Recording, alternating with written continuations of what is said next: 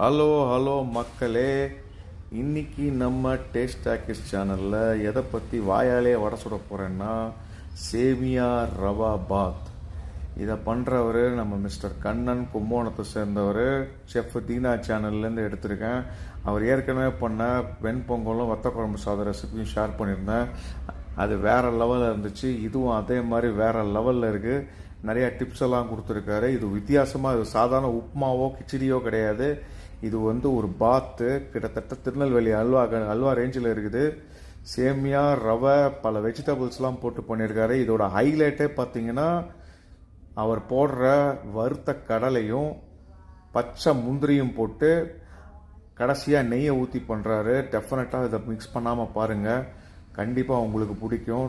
லிங்கை டிஸ்கிரிப்ஷனில் கொடுத்துருக்கேன், கண்டிப்பாக செக் பண்ணுங்கள். வரட்டா.